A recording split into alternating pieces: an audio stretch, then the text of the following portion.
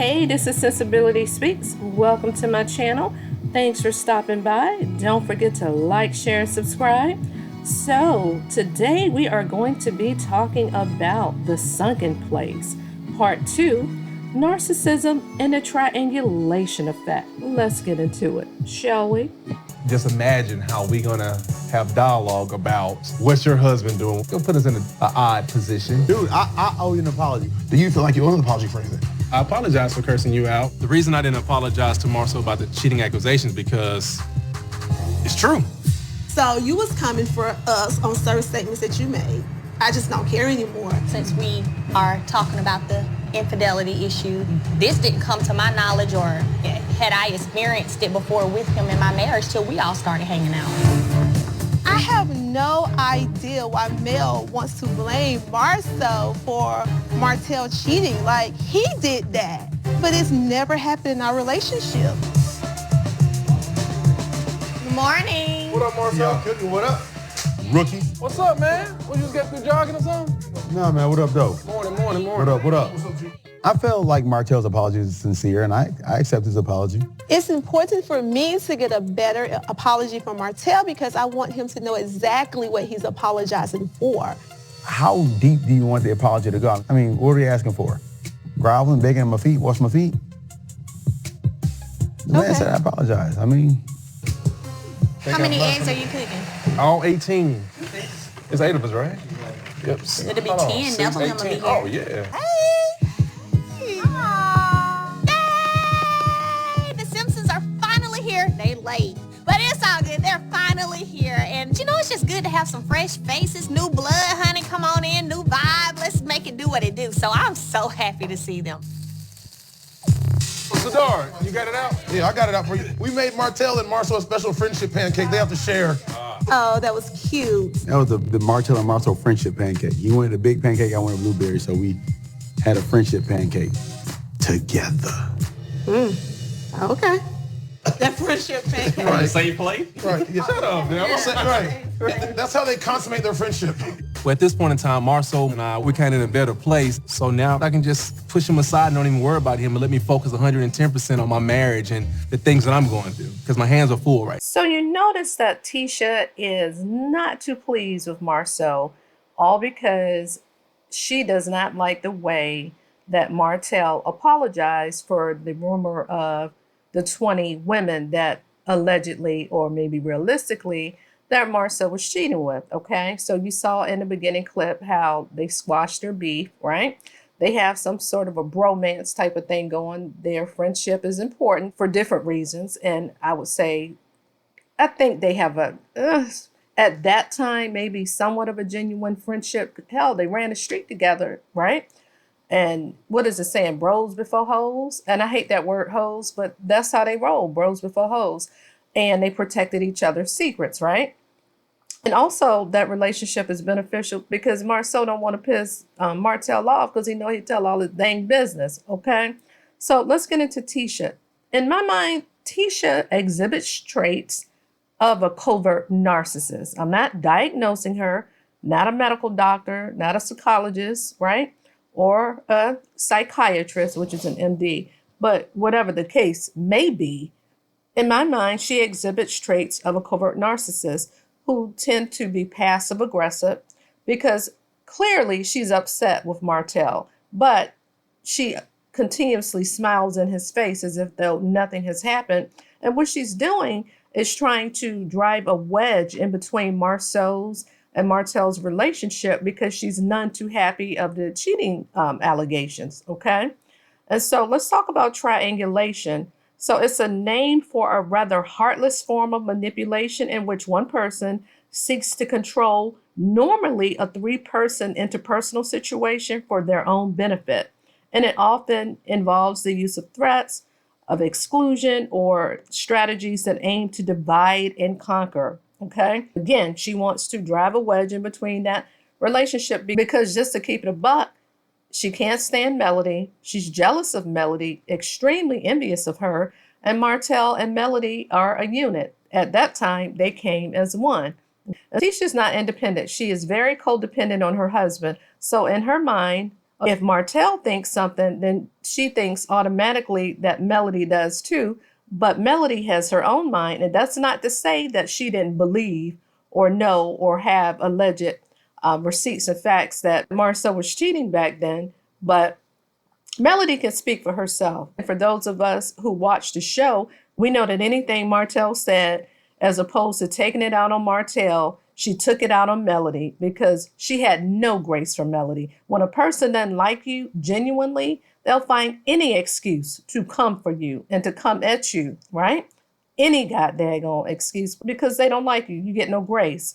As opposed to taking out her frustration on a real person, Marceau, or his cut buddy, Martell, who kind of put him out there because he was pissed at him, she's going to take it out on Melody. So again, she's trying to drive a wedge between that relationship because if she can get Marceau to get rid of Martell and kind of step away from that relationship, that friendship, then she can get rid of Melody by proxy because she really don't want her around because she can't stand, in her mind, the queen bee. And Melody is the queen bee of that bunch. And girlfriend don't like it. So again, it's about triangulation. And you notice in the confessional, Tisha wasn't happy when he was like, yeah, we're friends, we're together, talking about him and Martell. She's like, Let's continue now, give a little bit more commentary after the next clip.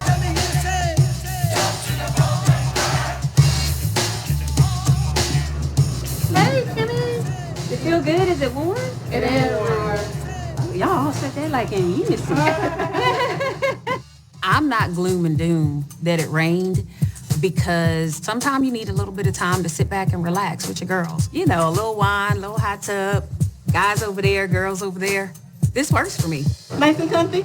Feel legit? It feels great right now. I guess I'm not hot yet. Girl, you came on the calm night. Look at you. I know. You sitting in the hot. We did no hot tub chilling yesterday. I heard. What happened? The infamous dinner. It's like you got to just stop all the bullshit. Stop all the fakery, all the phoniness. And the root of it is me getting bothered by really just talking about the infidelity. We didn't experience infidelity in our marriage until we all started hanging out. I still feel like it was just so one-sided because what Mel did, Mel said a lot of stuff. It's like nobody in our group, I've never heard anything about them cheating, ever. So do you think it'll help if you and maybe Mel kind of talk to each other? Have y'all done that? Like you and Mel sat down and had heart to heart? And she was like, you need to roll up on your husband at 5 or 6 o'clock in the morning at the bar. And I was like, well, my husband's not at the bar at 5 or 6 o'clock in the morning. And you need to worry about who Martell bought the BMW for. So, like, I know stuff too. Like, with you're making up lies, but I have like facts. When people are hurt, they say a lot of things that they don't mean. You know, I'm going to hurt you. I'm going to hurt you even more. I don't know how to resolve it. I don't know because she don't care. So the only thing for me is to be like, okay, that's fine. Well, I want to get to a point where I don't care. So it's going to take some time for me, you know.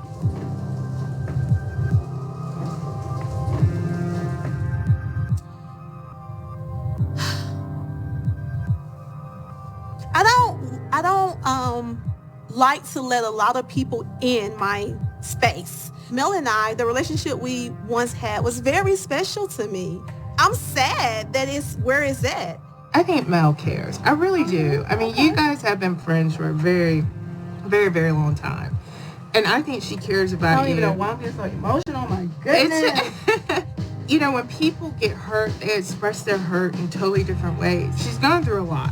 And that's what I told Marcel last night. I was like, so do you think I'm being selfish? Like, you know, I don't want to come off as being selfish. Like, maybe my expectations are too high and maybe I'm forcing something or pushing something on you that shouldn't be right now. So maybe I just need to step back and observe the situation and just love her from a distance. I don't know. I know friendships are tested.